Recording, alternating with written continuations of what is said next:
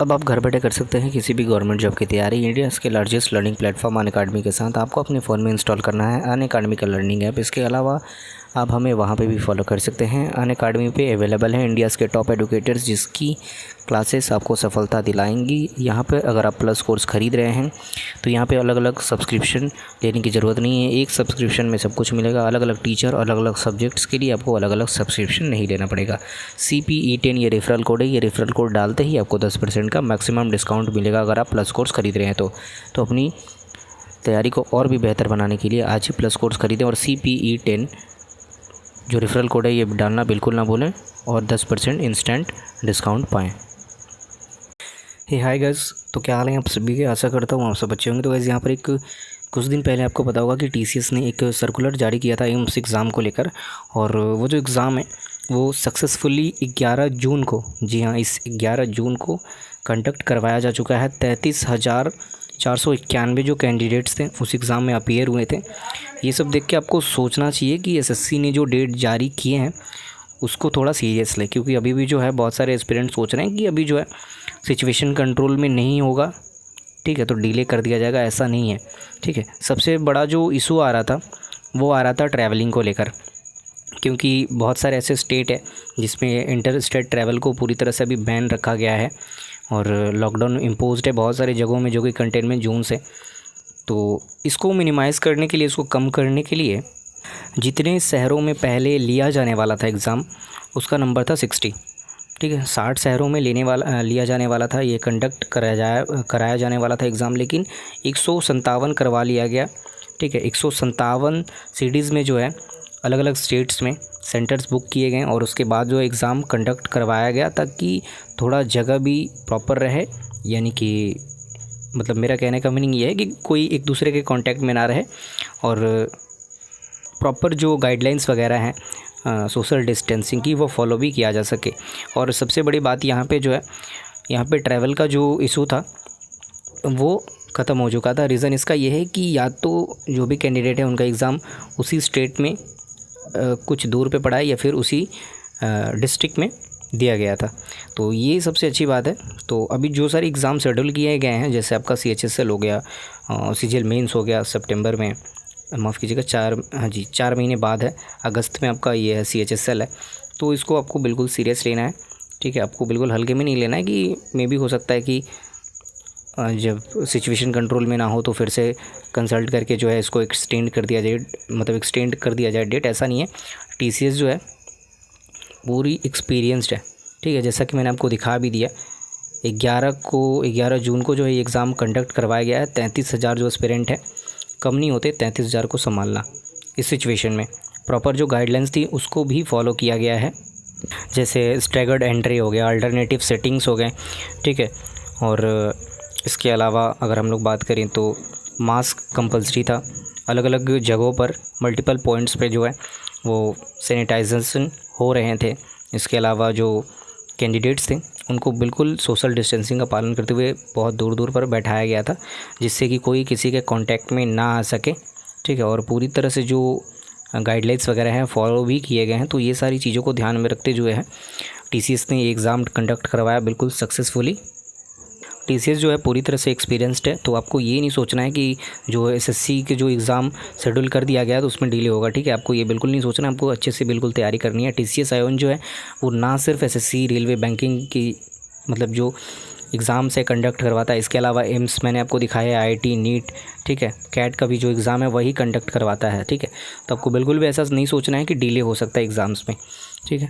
आपको बिल्कुल अच्छे से तैयारी करनी है। जो भी प्रॉपर गाइडलाइंस वगैरह थे वो भी सारे फॉलो किए गए थे। देखिए, staggered touch free entry into the test venue, ठीक है, कोई भी टच वगैरह का कोई सीन ही नहीं था वहाँ पे, ठीक है। स्क्रीनिंग वगैरह की गई थी। Checks for the symptoms along the Aarogya Setu app status verification. उसके बाद sanitization before entry into the exam hall, touch free security checks, document verification and registration, सारी जो चीज़ें हैं वो टच फ्री। उसके बाद जो गाइडलाइंस वगैरह दी गई हैं उसको फॉलो करते हुए, सभी बातों को ध्यान में रखते हुए एग्ज़ाम को सक्सेसफुली कंडक्ट करवाया गया है। तो बस आपको रुकना नहीं है, ठीक है। आपको ये नहीं सोचना है कि SSC जो है वो फिर से डिले करेगी एग्ज़ाम, ऐसा बिल्कुल नहीं होगा। और बात जहाँ आती है रिज़ल्ट की, तो कुछ रिज़ल्ट्स अभी थोड़ा डिले हो सकते हैं, जून के एंड तक देखिए बोला गया है। उसके लिए भी जल्दी हम लोग अपडेट लाएंगे। चैनल से जुड़ जाइएगा, सब्सक्राइब कर लीजिएगा, बेल आइकन प्रेस कर लीजिएगा ताकि आपको वो अपडेट मिलती रहे टाइम टू टाइम जो उसकी नोटिफिकेशन है। एक इम्पॉर्टेंट बात ये भी है गाइस कि देखिए जो एग्ज़ाम डेट्स शेड्यूल की गई थी उसमें CPO 2020 का जो एग्ज़ाम जिसका रिक्रूटमेंट भी नहीं आया था उसको भी शेड्यूल कर दिया गया है सितंबर में। ठीक है, तो क्या ये सितंबर में होगा या नहीं होगा, इसके ऊपर में अगर हम लोग चर्चा करें तो जैसा कि आप देख सकते हैं मैंने एग्ज़ाम कैलेंडर ओपन करके रखा है, न्यू ये है। ठीक है, जो हाल ही में रिलीज़ किया गया अपडेट भी देख सकते हैं।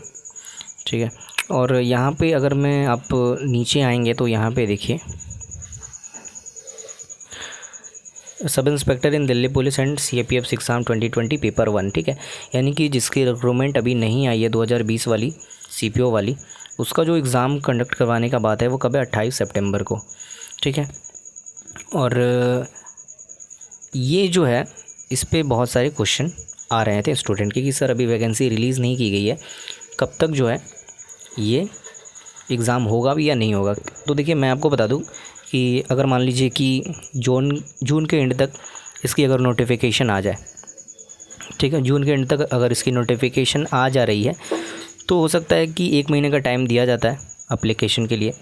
ठीक है, तो 1 महीने का टाइम अगर दिया जाए तो जुलाई पूरा अगर ख़त्म हो जा रहा है तो 1 महीना बाद यानी कि पूरे अगस्त के बाद, पूरे अगस्त और इधर 20 दिन ही मान के चलें तो लगभग 50 दिन बाद क्या आपका इसका एग्ज़ाम होगा या नहीं होगा। तो देखिए TCS है, एग्ज़ाम अगर शेड्यूल किया गया है, ठीक है, और SSC अगर निकाल दे, रिक्रूटमेंट जो है रिलीज़ कर दे तो एग्ज़ाम आपका होगा। ये हमारी ओपिनियन है, आपको क्या लगता है आप कमेंट करके हमें ज़रूर बताइएगा कि ये एग्ज़ाम जो शेड्यूल किया गया है पेपर 1 जिसका रिक्रूटमेंट अभी नहीं आया है CPO का, तो वो एग्ज़ाम होगा या नहीं होगा। हमारी तरफ से तो यही ओपिनियन है कि जब शेड्यूल कर दिया गया है, अगर रिक्रूटमेंट जून एंड तक आ जाती है, इसकी जो वैकेंसीज़ है रिलीज़ कर दी जा रही है जून एंड तक, तो 1 महीने बाद यानी कि जुलाई तक जो आपका एप्लीकेशन वगैरह का सारा प्रोसेस है वो ख़त्म हो जाएगा। और 1 महीने के बाद अगर मान के चले तो लगभग 50 दिन या 60 दिन बाद, 50-55 दिन बाद आपका जो एग्ज़ाम है वो होगा। ठीक है, तो ये आपको बिल्कुल भी नहीं सोचना है कि मतलब जिसका रिक्रूटमेंट अभी नहीं आया तो वो और भी डिले होगा, ऐसा नहीं सोचना है आपको। बस आप इसमें से जिस भी चीज़ की तैयारी करते हैं SSC में, जैसे आपका JHT हो गया, स्टेनो, जो भी सारी रिक्रूटमेंट आने वाली हैं, अगर आप न्यू एस्पिरेंट हैं तो अगर आप सोच रहे हैं कि ये डिले होगा वगैरह तो ऐसा आपको नहीं सोचना है। मैंने पहले ही दिखा दिया आपको कि TCS जो है कैसे 33,000 कैंडिडेट्स को जब हैंडल कर सकती है तो वो आगे भी इस कैपेसिटी को बढ़ा सकती है। ठीक है, क्योंकि उसके पास जो है वो है सबसे बड़ा चीज़ एक्सपीरियंस। तो ये आपको बिल्कुल नहीं सोचना है, आपको बस तैयारी करनी है। और यही अपडेट थी गाइस, और ये सारे क्वेश्चन बहुत पूछे जा रहे थे ये CPO को लेकर, तो इसीलिए मैंने वीडियो बना दिया। और आशा करता हूँ वीडियो हेल्पफुल भी लगा। वीडियो को शेयर ज़रूर कीजिएगा। चैनल से पहली बार जुड़े हैं तो चैनल को सब्सक्राइब कर लीजिएगा, बेल आइकन प्रेस कर लीजिएगा SSC की हर पल की अपडेट के लिए।